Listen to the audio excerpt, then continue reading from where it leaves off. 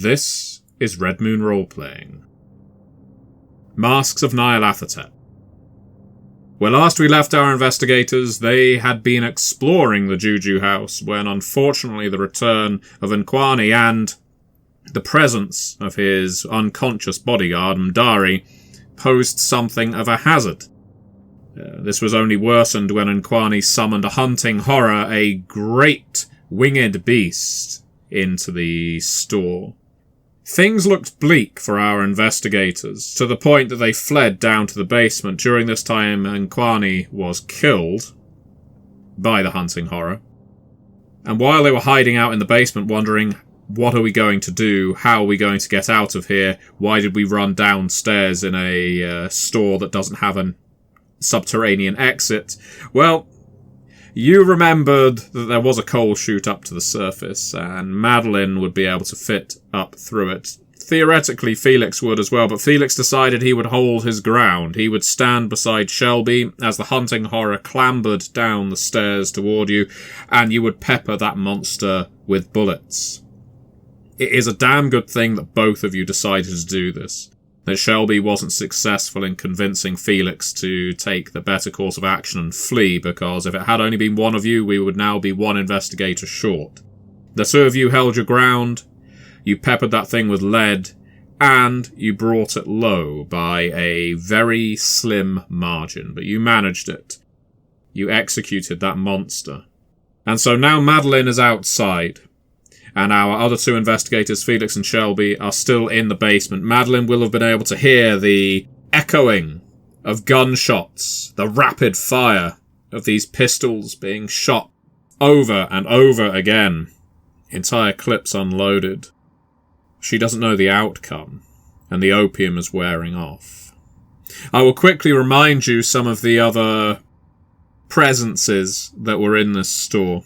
In the cellar where you are currently occupying, Felix and Shelby, there are, of course, the somewhat mummified corpses of you're not sure what, but they certainly have these sigils and emblems on them that are reminiscent of the evidence tied to Jackson Elias. Felix was able to cut his way through all of them, again by some miracle.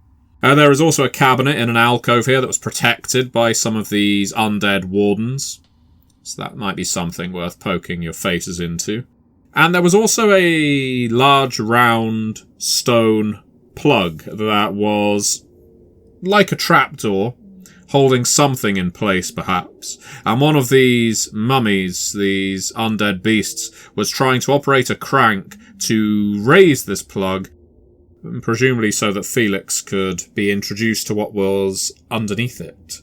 That never came to pass. So, let's return, first of all, to our two investigators in the cellar, Felix and Shelby. Not to make it sound too much like an old western, but the smell of cordite is strong down here. There are fumes from your guns that are just filling the air. It's rank, it sticks to the roof of your mouth, but as the smoke clears, you can see that you were indeed victorious. You feel stronger, more alive. You had a visitation, Felix. A hand clapped on your shoulder, a congratulations from a figure that cannot be here, and indeed, he is no longer present. Now it is just the two of you. What are you to do? Are you all right, Shelby? Yeah. I can't believe that What was that thing? I think we should think about that another time right now. We should look into what's here. We need to find something to help with Elias. Yeah. You're right. We need proof. I've been looking around down here.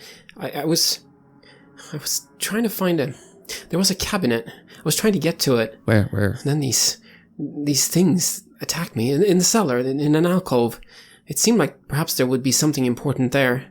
I wasn't really able to get to it, though. Okay. And I began leading the way back to this alcove.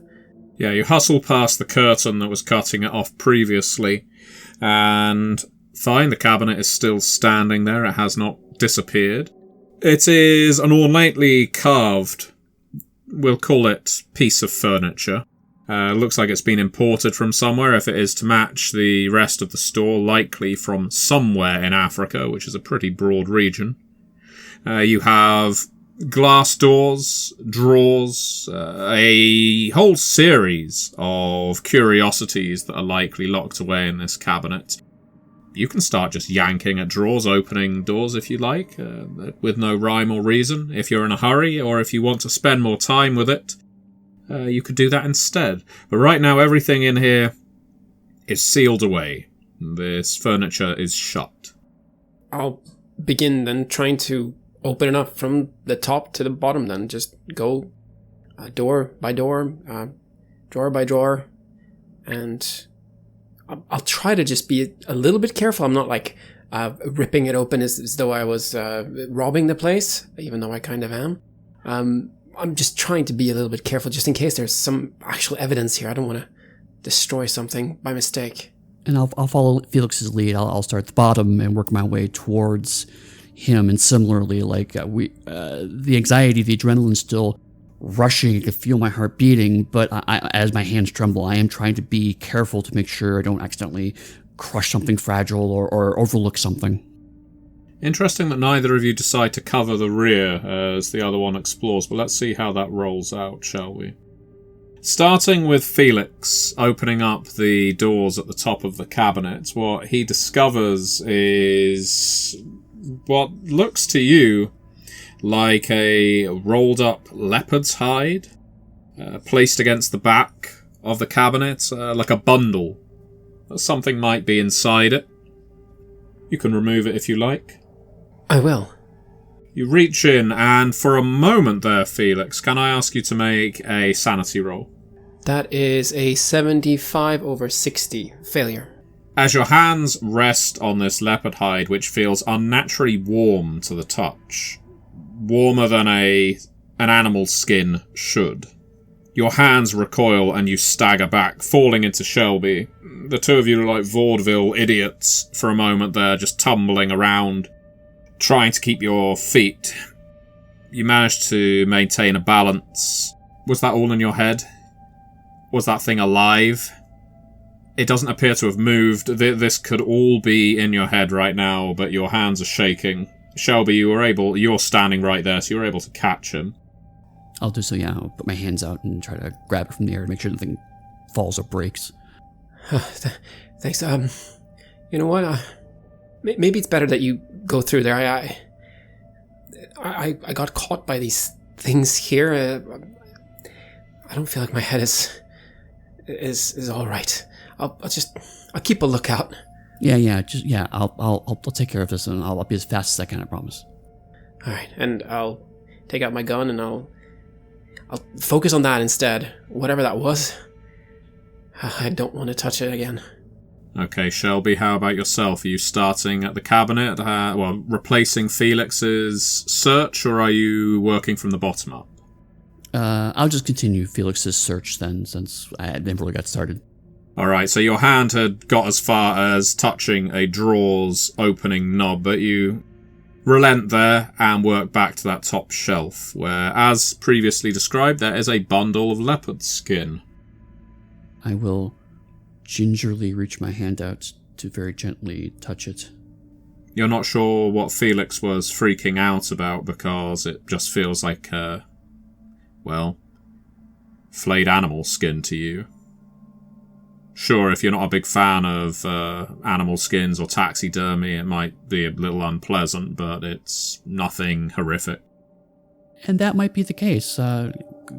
Growing up in Georgia, growing up the way I did, I was more commonly around animals. Sometimes we hunted animals, sometimes we skinned animals. That may not have been an experience Felix had, so I won't think less of him. We and certainly after the things we've experienced, our imaginations are certainly bouncing around. So I'll just put that aside. And does the bundle unwrap? Does it open? If you withdraw it, yes, you can slowly unfurl it. It only turns over twice before revealing its contents. There's quite a lot wrapped up in this. There is another one of the masks. You've seen one of these previously. A cloth-like device with a mummified tongue hanging around like a noose at its neck. You're not sure who this might have belonged to, but it is something quite grotesque. The tongue is certainly human. Didn't I see a mask like this in Nkwame's office before everything kicked off? You did indeed. There is also a long feathered shawl of shimmering colour. If you'd like, Shelby, you can make a science zoology or hard natural world roll here to identify the feathers of this shawl. Actually, I don't have zoology, so I can't use just straight science, right? No. Sadly, I am not a zoologist, as my 64 over 5% indicates. Would you like to spend luck? No, I think it's fine. Okay, so you don't recognise these feathers, though it is quite a beautiful piece, undoubtedly. And finally, you can recognise there's a book in here, underneath the robe. It is stamped Property of the Trustees of Harvard University, and it is named Africa's Dark Sects. I do remember I see the indication of Harvard University, and I'm recalling that there was... Elias wrote to Harvard looking for a book, and they said it was no longer in their collection. Mm-hmm. Quite correct. I wonder if there's a connection there between these two facts. I will definitely take the book. Felix, you are gathering your breath. You can see that Shelby is not having the same fear effect as you, as he handles this leopard skin and unrolls it, revealing various gifts within. How does that make you feel? I don't quite know. I'm supposed to be the strong and stoic one, the one who protects this group, and here I am, afraid of a drawer. It's... I don't know what to make of it. I guess I'll just have to blame what I just went through. I'm sure he will understand. I do look around here, though, trying to see if there's anything still alive, anything that might pounce on us. And then perhaps my eyes are also drawn to that thing. It was trying to open it, and I think I heard voices, didn't I? You did. Make a listen roll. Well, that's a 97, so I'm going to use a point of luck to re-roll that. That is unfortunately a 67 over 40, so that then becomes a critical failure. You are unaware of what's going on here, Shelby, because Felix is behind you and has started tottering off. Felix, I'm not going to impose on you, but I am going to ask you to make a POW roll here. And then I will describe to you what you hear and if you feel a compulsion to act in any particular way. It's a 71 over 70. Would you like to spend any luck? Yes, let's spend one luck and get it to be a success. In that case, it is entirely up to you, Maciej, how Felix responds to this. Initially, you find your feet travelling in this direction as if by remote control, as if hypnotised, and the words reach your ears after they have touched your spirit. Babbling voices. 6, 7, no, probably over a dozen of them. Help us, release us, bring us out, lift the plug, help us out from here. I was thrown in, I need to know how my family are they still alive? Please just help me out of here. I could pay you, I could give you anything, I can help you, I can tell you everything, I can tell you everything about the tongue. Be quiet, and I put my hands to my ears, and I've put the gun down. Be quiet. It's not really that kind of sound. It's connecting with you on a much deeper level than just your eardrums. And so as you are falling to your knees and holding your hands over your ears.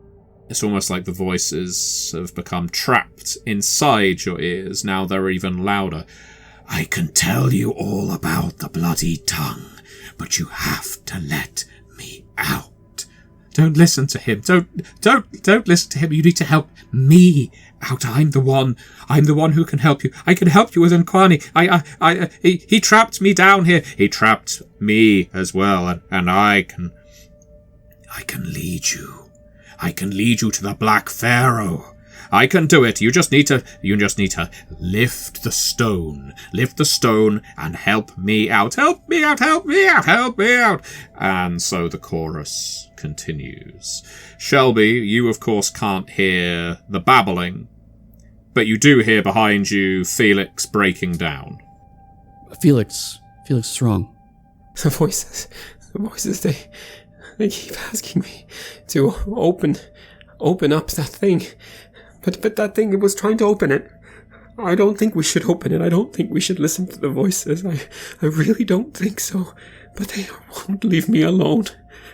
We have to finish what we are doing here, and then we have to get out of here. I cannot stay here. Okay. I think we have enough. And I reach down in a mirror of a scene from Peru. I take the gun, I slide it in my pocket, and then I put my hands on his shoulders. No, but let's get out of here. Let's go. I found a book. I found a mask. I think we have enough. Okay. Yeah, let's go.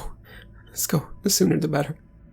Then we will search for some way out, because I believe the passageway through the floor is blocked by this corpse of this thing. You would have to climb over the hunting horror to get up the stairs and out, and you are already aware the only way up to the surface other than the stairs is through the coal chute, which you cannot fit through, Shelby. So you are going to have to climb through the corpse. Felix, do you think you can climb over the corpse, or do you need me to help you up the coal chute? How are the voices now? Are they just as loud as before? They aren't as loud as Shelby. His voice is somehow cutting through it, but whenever there's even a gap for breath, the voices fill the void. Keep talking to me, Shelby. If you speak, then the voices go away. If you speak, then I can do this. Okay, all right. Let's walk over here. We can make our way through. It's just meat. There's nothing unusual about this, and I'll tell you about my brother. I'll tell you what a jerk my brother is. And then he's just, and as I'm telling the story, I'm slowly moving over to this corpse, and I'm moving my hands around it to try to find a purchase somehow.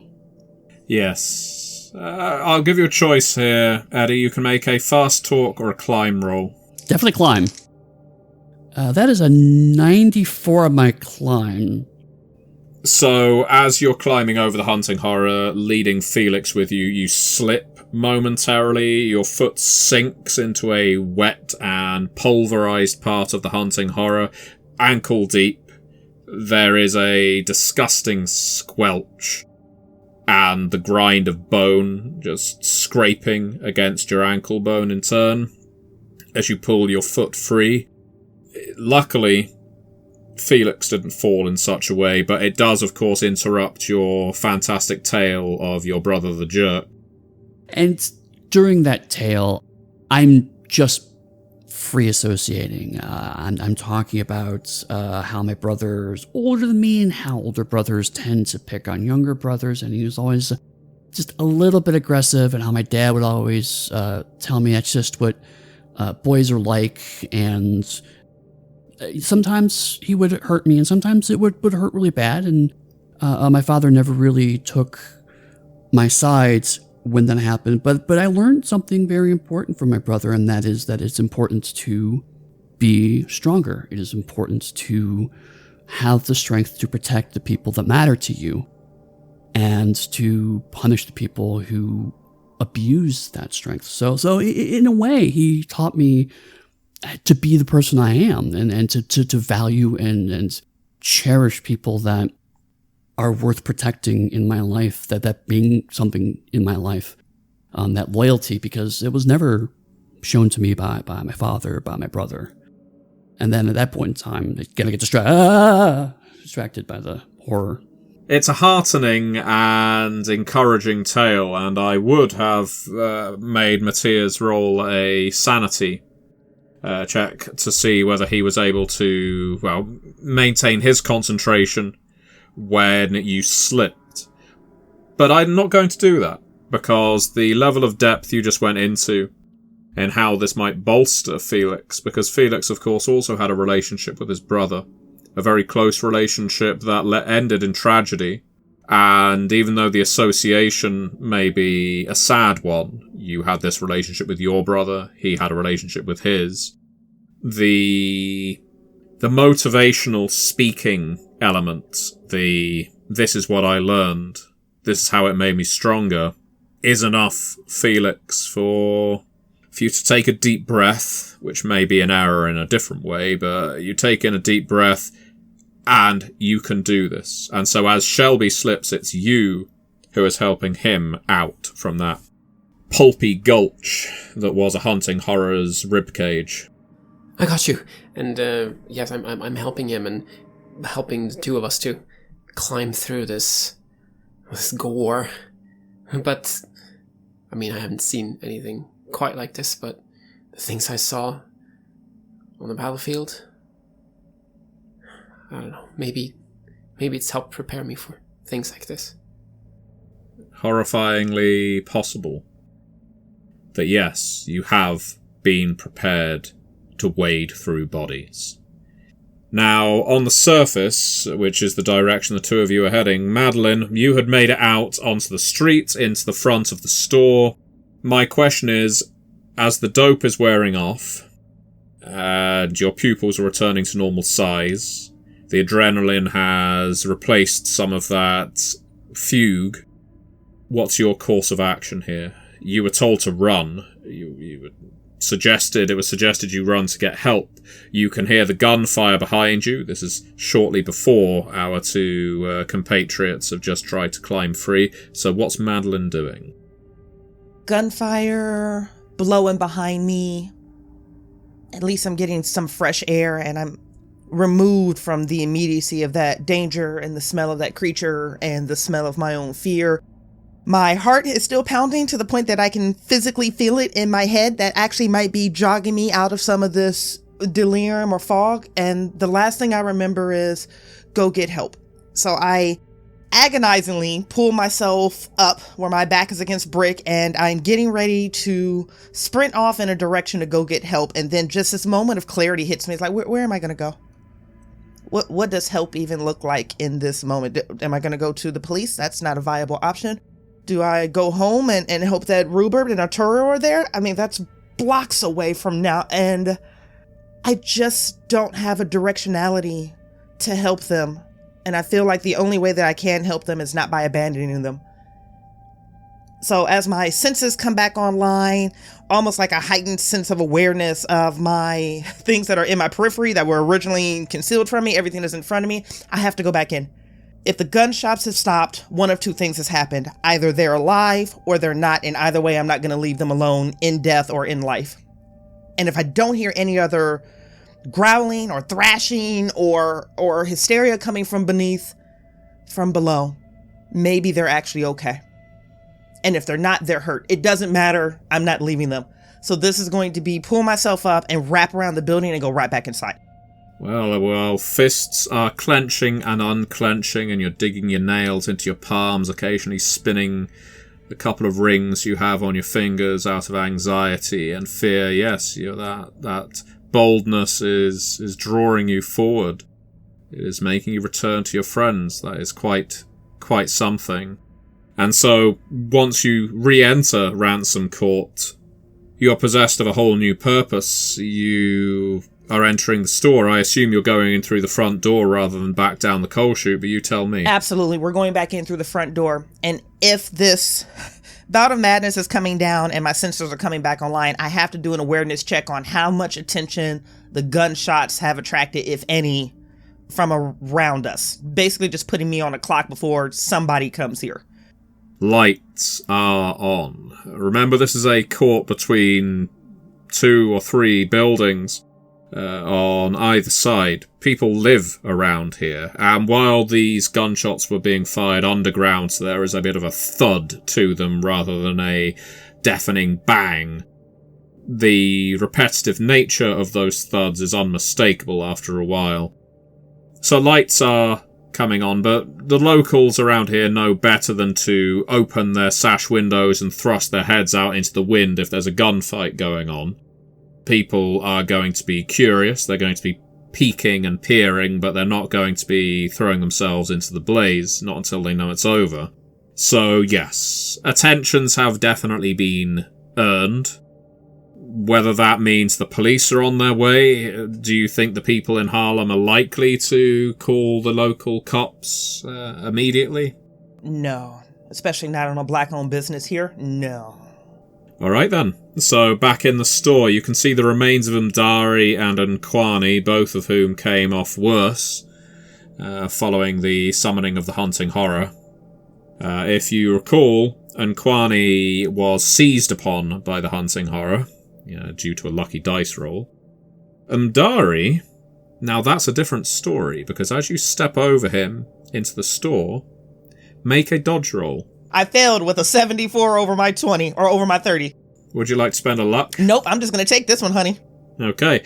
A hand grips your lower leg, slides down to your ankle. The grip is bloody. Sticky blood is, indeed, coating your calf muscle now, all the way down to the ankle. Barey, who wasn't killed, but did have his tongue yanked out, and so there is a deathly pool of blood that has seeped out from his mouth, probably gushed forth, in fact, is looking at you with wild eyes. They are swiveling eyeballs in sockets that have suddenly become much too small to contain them. He is utterly insane in the way that he is looking at you, but you probably would be too if your tongue had just been extracted for a ritual.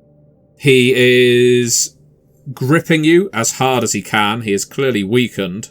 He isn't able to climb up, but he is holding on to you and trying to drag you down. With a yank, he pulls back. You can go for a strength roll, but you'll be on a -20, because this is the leg that was so beaten up when you were in Peru. Or you can go for fighting brawl, which would supersede any strength impairment. I'm going to go for the fighting brawl, but I do want to know if I can capture what's happening in this moment. Is this just him trying to bring me down to the ground? And I'm not saying that lightheartedly, I'm just clarifying. Right now, he is just trying to pull out your foot from underneath you with enough force to bring you onto his level. Whether he then tries to climb on top of you or do something equally devilish, you do not know what his intentions are, but they're clearly not fond. No, they're not fond at all, and I can see the insanity swimming in his eyes. No, we will go ahead and go for this fighting brawl, guys. This is sitting on a 25, to which I hit a 33. Would you like to spend 1 luck and get a reroll, or 8 luck to succeed? I'm going to spend the 8 to succeed. On your success, as he pulls back your leg with your other, you can, if you wish, just stamp down on his skull. That should be sufficient to stop him from grasping. If you'd prefer to stamp down on his wrist, you can do that instead. Those are the 2 most likely candidates for targeting right now. There will be advantages to either, and if you want to make an idea roll, I can explain to you what those advantages might be. I'm a big fan of that. Let's do that. Succeeded on the idea roll. Okay, here's your advantages on either, and I'm not telling you which one is better or worse. If you bring your foot down on his head, it will almost definitely kill him. At the very least, it's going to render him unconscious. The amount of blood he's lost and the madness in his eyes. There are some people who would just fight through it and fight stronger. He is on his last gasp. So pummeling him in the temple is going to slow down his night. So there's that. That is an advantage. You will break free from him and he's not going to be a threat to you anymore. You may even kill him. The advantage to bringing your foot down on the wrist, well, you'll break his wrist, so he's not going to be holding you anymore. And he'll be alive.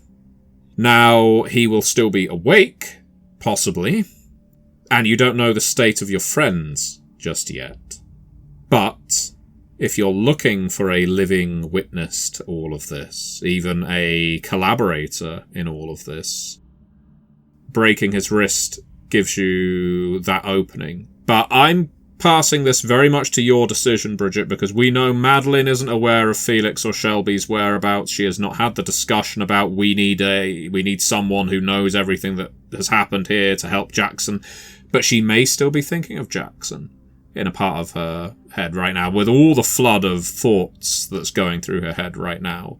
So neither is inappropriate. You choose. Everything is happening very, very quickly. The hand on my calf that slides down to my ankle. Every ounce of strength that I had to channel into myself to rip myself free. My right knee lifts and I'm going straight for the skull, and I think I just stop and I look down at this man is technically still what he is, right? He's still a man. He's gushing blood out of his mouth. And I can tell that he's not present. I don't know where he is. I don't know what he's experiencing. I don't know what he's done to other people. I don't know what he planned on doing to us. But Mkwame is dead. I don't know if my friends are alive. And if he had the capacity to stand up and attack me, he would have. But he's grasping at me from the ground. And my leg comes down and I'm going for the shattered wrist. Okay. I'm not going to ask you to make a damage roll here, Bridgett. Your foot comes down on the wrist. Hit point damage is largely irrelevant here. You break the wrist. He doesn't let out a scream. His mouth is too full of blood for that. But he does recoil as much as he can, and you are free at the same time as Felix and Shelby burst forth out from the trapdoor behind the counter. Somehow, they are both alive. Madeline! What are you doing here? Yeah, I can't. And whomever's up front is absolutely about to get all 140 pounds of Madeline into their arms. Whoever's up front is just catching that directly to the chest. Yes. Probably me. So Shelby is going to wind up getting an entire armful of Madeline. Are you guys okay? Are you okay? Yes, but we told you to run. I did, but I couldn't leave. I couldn't leave. Felix. As soon as I climb down, Felix is going to get pulled into a hug. Are you okay? I'll hug back. What about the voices? Are they still with me? No.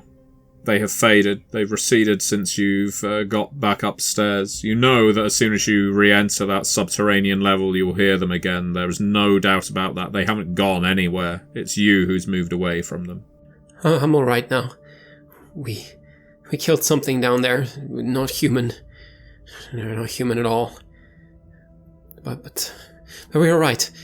I think Shelby's secured some evidence that we can hopefully use to put the responsible people behind bars and get Jackson Elias out. That's what I hope anyway.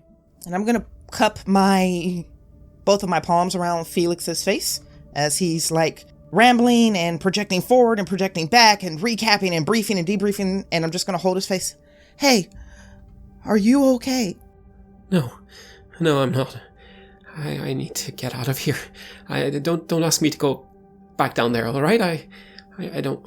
No. We all need to get out of here before the police arrive. When we're a bunch of dead bodies around, and if we're standing here in Harlem, it's going to be bad. We need to leave. Yes. Let's just get out of here. Okay. So now that the investigators have rejoined, are you fleeing? And what are you doing with this body in the doorway? Madeline, you'd almost forgotten about him. Mdari is there, and in fact, he is now trying to crawl out. So there is no way he is going to be able to move faster than you. He is struggling to climb to his feet. He, in fact, tries and then falls to the side. He is looking remarkably pale, suffering from blood loss, which again, isn't too much of a shock. It might be a bit of a surprise for Felix and Shelby to see that he is still alive, but now he isn't engaging the three of you. He is entering survival mode. He is trying to just get out of here. Okay, so I understand the desire to leave. I do. But somebody else is going to walk into this after us. What are we going to do with him? And I'm going to point to him on the floor. What are we going to do about that creature in the basement? Creature in the basement is... Oh, I was going to say dead, but it's not moving, so let's just assume that. That man... I don't know. I mean, he tried to kill us. He could also tell us more information than we have. Why don't we take him with us? Yes. Oh, God, that seems like a bad idea, but yes, no, you're right. We should take him with us. I'll try to move and pick him up. Or get him up on his feet, at the very least. He is a very tall man, very large, muscular, but right now he is as weak as a kitten. You can hoist him to his feet with your own strength, Felix. And through very lazy eyes now, he is clearly passing in and out of consciousness. He does look at you briefly, and there is nothing but hate there. There's no gratitude for the service you are doing him. And there's even a weak attempt to push against you, but there's just no strength there to do it. His front is completely saturated with blood from his mouth. And you're more or less having to drag him out of the store. Wait, Felix, baby, wait.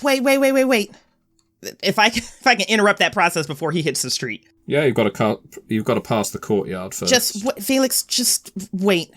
And I am quickly going to try to do at least a couple of things, Keeper. If I can grab a towel, stuffing, packaging, anything to shove into this guy's mouth to, one, actually try to slow the bleeding, but also to make sure he's not pooling blood everywhere. And then this is a antiques shop. This is almost like a warehouse, a smaller version. They have to have crates. They have to have dollies. They have to have something that we can put this guy in, that we can move him, where we're not covering or we're not dragging this mutilated creature through the streets. Have 1d6 luck points, Bridgett, for the fantastic idea of bundling a cultist up in a crate and dollying him through Harlem. So I will go into the backs and find something, a crate and a dolly, something that we can put him in.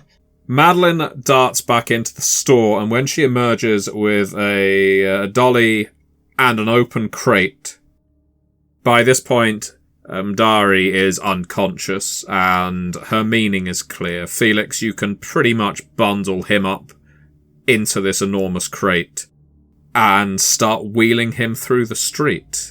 Sure, if someone checks out what you're up to, there's going to be a lot of very uncomfortable questions, but hopefully nobody will. Let's get that group luck check. I will say one other thing, Keeper, if I can. When we leave the JuJu House, I absolutely positively want to lock that door behind us. Okay. So I was sitting on a 2. I rolled a 4. My luck is a 6. So group luck check, we are going with it's a 97.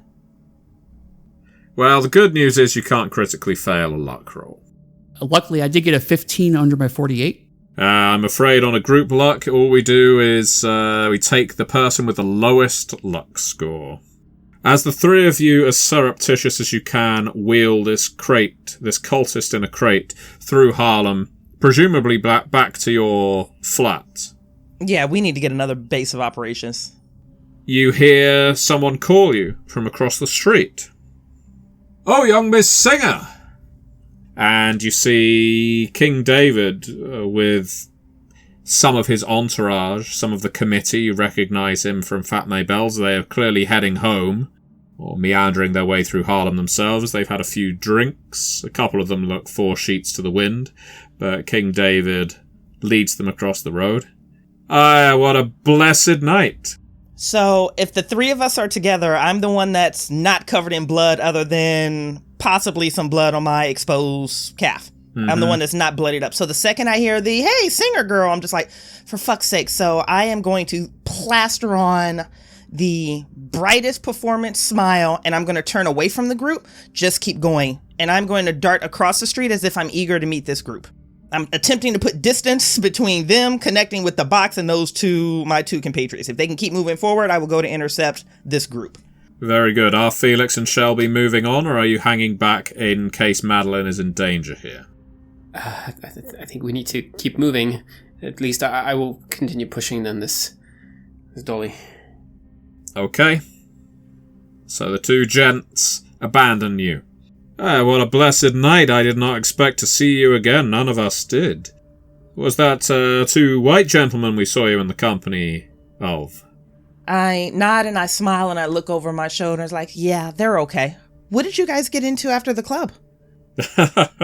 Oh, talking about this and that, important matters, trivial matters, but all of it matters. I'm sure you'll agree.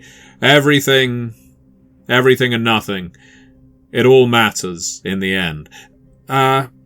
Did you hurt yourself? He says, pointing down at your leg. Have you been in some kind of trouble? Something we can help you with? Me and my friends, the committee? Is it something to do with those white gentlemen? No. It has nothing to do with the white gentleman. And I throw them another fond look as I look back to King David. That one, as my eyes fall down to my calf, was more self-inflicted than anything. I'll be okay. He nods. Not really necessarily buying it. His eyes are half closed. He's got that suspicious look about him. Mm-hmm. So I'm going to double down on that. And I'm just going to, all the psychology rolls that I leaned in and made on him earlier, I am going to attempt to cut through all the suspicion, all of the noise, all of the nonsense, and all of this rising tension that I can feel. It looks like they're looking to direct their anger or their fury at someone or at something. And I'm going to try to speak to the one piece of him that I know is true, and that's his own goddamn hubris. I could use your perspective on something. I could actually use your help. Oh. An eyebrow raises. In what manner, Miss Singer? Well, what is your question? I'm always happy to be an advisor, even out on the street. The street is my natural habitat. It is. And it's where the people that you're going to lead are going to trench and work and serve. This Jackson Elias thing, it troubles me. It haunts me. It troubles me also. If you were to mobilize the community in a way that would seek the attention of everyone, what method would you use to bring light to the injustices that this black man has suffered? Where do we start? Where do we begin? What spark needs to happen to ignite Harlem to demand his freedom? You're speaking of a kind of language that I truly adore. Madeline. Do you mind if I call you Madeline? You can absolutely call me Madeline. Inspire me. We could use your help. You see, the greatest barrier between people like us and getting our voices into the press that the rest of the city reads is fear. It's weakness. And he puts his right hand into a fist and rubs it in a circle around where his heart is. He says, it's a lack of inner strength. You see, many of our brothers and sisters, we get brutalized, we get menaced, we get driven out of places that we belong by people like your friends. And I ain't saying that your friends are the bad ones. But I ain't never met a white man who would help out a black brother or sister in favour of his own. And so, while I know 1, 2, 20, 50 black men, women, children who have suffered at the hands of the oppressor, do you know how many of them would step forward to say, this man did that to me? This cop hit me? This woman drove me off the road? Splashed me with puddle water? Anything. They won't say it. They won't say boo to a goose, Madeline. That's what we need. We need people with strength. We need people to stand up. We need a cause to rally behind. And I think Jackson Elias could be that cause, because I don't think that man did what they say he did. I don't believe it for a second. Now, if we can make that clear to them, if we can make him a symbol, well, Madeline, then you can sing your song, and they will all listen. They will march. Jackson Elias will be on banners and placards. His name will be known throughout New York City. Then they won't be able to stop us. And all while King David is speaking, I am going to do everything I can to, just like as a remote control, just up the volume, turn the dial slightly, up the volume, turn the dial slightly. Wherever it is that he's going, I am just meeting him there and celebrating the fact that he landed at this point. It doesn't matter if it makes sense. Half of them are in the bag. They're all charged on righteous anger that's being directed in some productive manners and some that are unproductive, but it doesn't matter. I just need them here.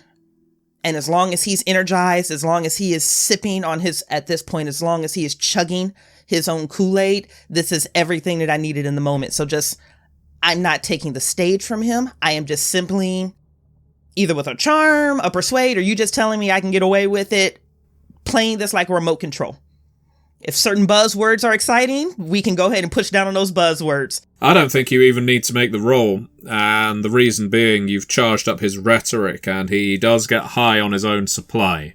King David doesn't need much encouragement, and yeah, most of what he's saying is just rhetoric. He is just repeating buzzwords and slogans, because it's the kind of thing that the people behind him are going to be going, at, and occasionally snapping their fingers, giving a whoop, or clapping him on the back or each other on the back. There's something intoxicating about it. You are completely unaffected because of everything you've been through. Earlier this evening, his words were like honey, but right now, it's just white noise. This is all just a distraction. But by the time he's done, there is one thing that has come out of it as a positive. It isn't just that Felix and Shelby have got away, and given how long it takes for King David to get through a speech, they're probably back at your flat by now. It's also that the people around him are energized. This talk of Jackson Elias, the fact that it isn't just King David who's speaking these words, it's a woman. A brave woman who is willing to stand up and be counted, so to speak. And according to King David, those are few and far between. Certainly at the committee you attended earlier, it was basically all men nodding in unison about how hard it is to work down the docks or in a factory. But here you are, a songbird of the city, willing to play a tune for them. And by that conclusion, King David is basically having to calm them down. They want to set fire to a place or march on City Hall, and he's got to remind them, brothers, it's late at night. There won't be anybody at City Hall, and our victory will not be won with flames or pry bars or clubs. Our victory will be won tomorrow. We are going to assemble outside Sing Sing prison. And that is where we are going to lead our chant. We are going to stand there until Jackson Elias is given a fair trial, with character witnesses, with people who will stand up for him, people who know him. And by the time we get through everybody in Harlem that has encountered Jackson Elias and can speak to what a good man he is, what a good friend he is to the people of New York, there won't be a judge in the country who believes in his guilt. It all starts here in Harlem, and you'll be known nationwide. He smiles at that, flashing all of his teeth. King David isn't quite so familiar as to put his arms around you and hold you in tight. He hasn't fully embraced the Southern evangelist preacher style, but he's getting there, and so he claps you on both arms. He says, you take care of that leg. I've got some brothers I need to bring together before everyone falls asleep. You take care now, and you meet us outside Sing Sing prison tomorrow, you hear? I'll do my best. And if things play out, I may be able to bring you a gift to help. Well, praise you, Madeline. And they march off full of righteous pith and indignation. King David's loyalties are still very much in question, but you were certainly able to galvanize him and his crowd. And so, Madeline, you reach your flat, where the lights are, of course, now on. Luckily, it would appear that whatever Felix and Shelby have got up to since getting back here, it hasn't been nearly loud enough to rouse your neighbours. You certainly wouldn't want young Georgiana to see anything of what's going on down here. Because when you enter your flats and meet your friends again, they are gathered around the prone body, currently unconscious, on your bed, of Umdari, who might have been the bodyguard, the associate, the fellow cultist of Nkwani. He has been extracted from his crate, and maybe in a short time he'll be ready to start jotting down some details of the cult of the bloody tongue. But for now, that is the end of our session. You have listened to an episode of Red Moon Roleplaying, where we play Masks of Nyarlathotep for Chaosium's Call of Cthulhu 7th edition. Joining us as our keeper is none other than our dear friend Matthew Dawkins, and we were also joined by Bridgett Jeffries and Eddy Webb. The music was made by Aegersonus and Halgrath, and we've also used Cryochamber's Lovecraftian compilation albums. All of this with the permission of Cryochamber. Check out their website at cryochamber.bandcamp.com or their YouTube channel for some moody dark ambient for your gaming table. We would like to give massive thanks to our champions of the Red Moon: Martin Heuschober, Simon Cooper, Julia, Camilla, Bob Lange, Cameron, Graham Barey, Doug Thomson, Lily, Maciej, Black Templar, Dennis Sadecki, and Leonhardt for their generous support. You would of course also like to thank all of our other patrons. Without your support, this show would not be possible. If you want to support our work, please check us out on Patreon. You can get access to bonus campaigns for Cult of the Lost, Call of Cthulhu, Warhammer Fantasy Roleplay, and Warhammer 40k Imperium Maledictum there. And you can also get early and raw access to all of our recordings, and hear your name read on the show as a champion of the Red Moon, as well as even play some Cult with us. Most importantly, that support is what keeps the show going, so do check us out there. Thank you again for listening, and remember, I am the last. I will tell the audient void.